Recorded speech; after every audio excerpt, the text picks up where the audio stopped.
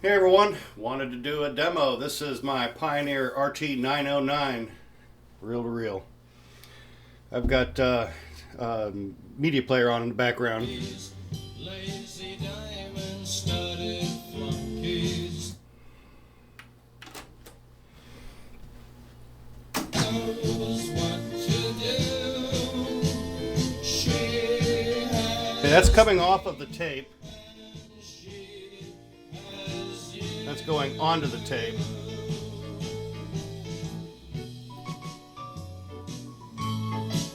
Okay, that's coming off of the tape right here. And that's going onto the tape. So this actually sounds a little more clear coming off the tape. Let me do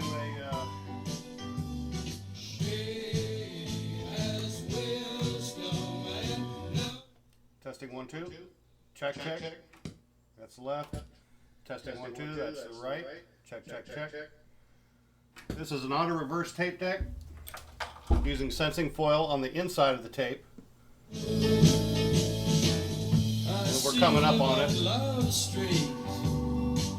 There's the store where the creatures meet. I wonder what they... So that was during a recording. So while you're recording and you come to the end of the tape using sensing foil and the repeat button's on, it's just going to reverse and play the other side.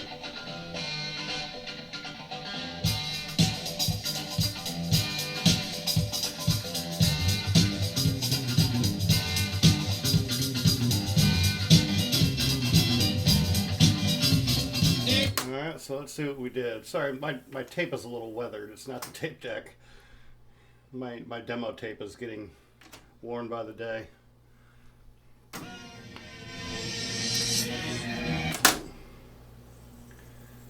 should have set the counter.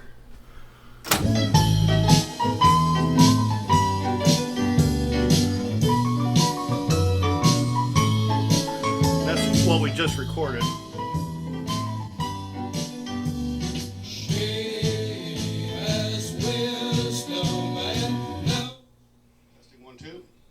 Check.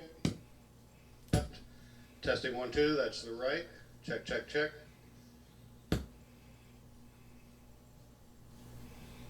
So both mic inputs are good. I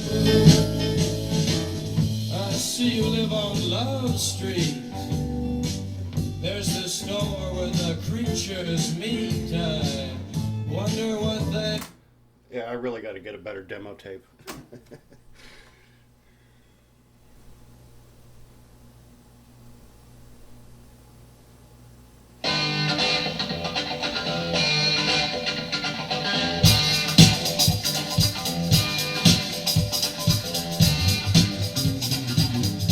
This has a pitch control, obviously, if you're not familiar with this type of deck.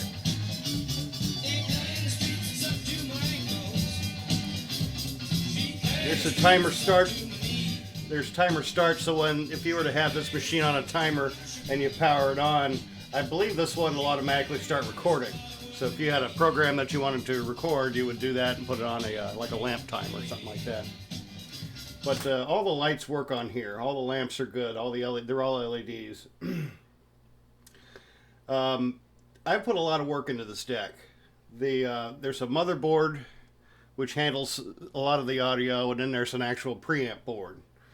Both have been completely recapped, with the exception of, I think, 2. There's maybe 76 some odd capacitors, electrolytic capacitors, and tantalum capacitors I have replaced in this. There were also 2 op amps. They're the typical NEC, I think the 5558, I think, or 55. I don't really remember. I have to look it up. But I also upgraded those. I put in sockets and I put in those op amps. They're Burr Brown op amps, and I usually put those in my Tascam 32s, and they just make a big difference in the audio quality.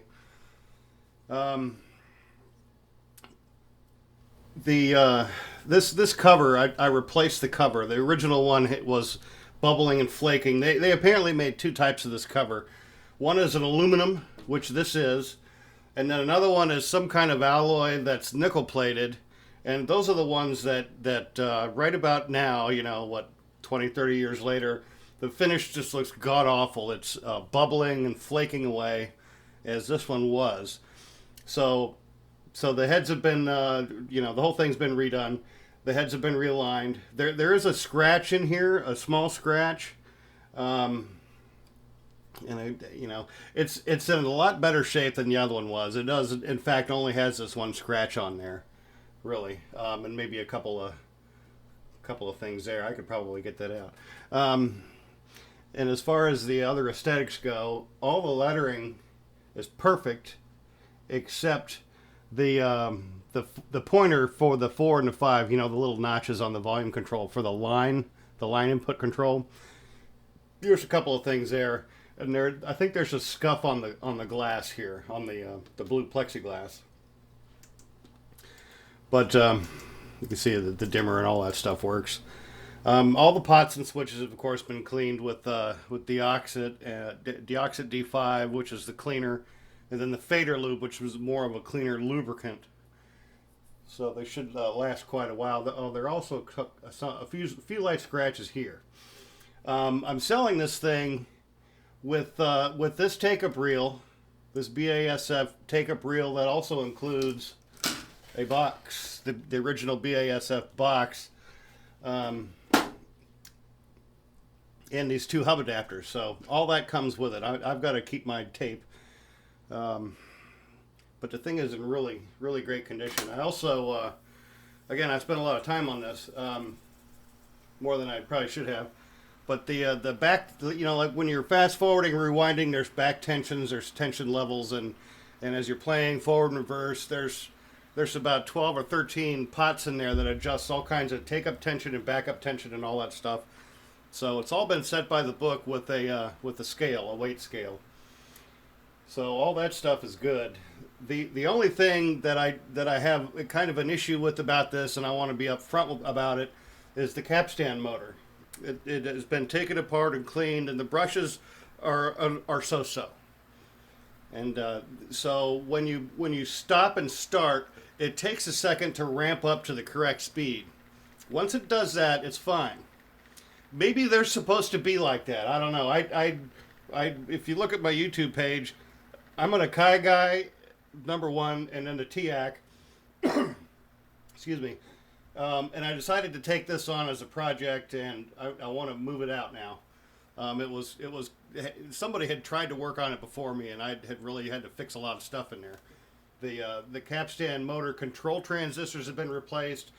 As a matter of fact, the motherboard has had just about every transistor in there has been replaced, as it got kind of into troubleshooting and replacing just a blanket of things in there. So they are all good transistors. They are the same transistors. There's no real subs in there, I think, other than the ones for the capstan motor. But people that are in the know and are really familiar with these things, I replace the parts that they use. So all should be straightforward there. If anything, again, the capstan motor, in my opinion, I don't have anything to compare it to, so take that for what it's worth. It is a little slow on the up ramp. That is about it. Also, with the thing I like about this deck, these spindles, you can raise or lower the reel table with the screw right in here. So, there's not a lot of decks you can do that with. You have to take the face off and raise and lower it on the shaft of the thing. But I think that's about it. If I didn't cover anything, if you have any more questions, go ahead and please leave me an email, and I'll get back to you as soon as I can. And I think that's about it. Thanks for looking. I appreciate it.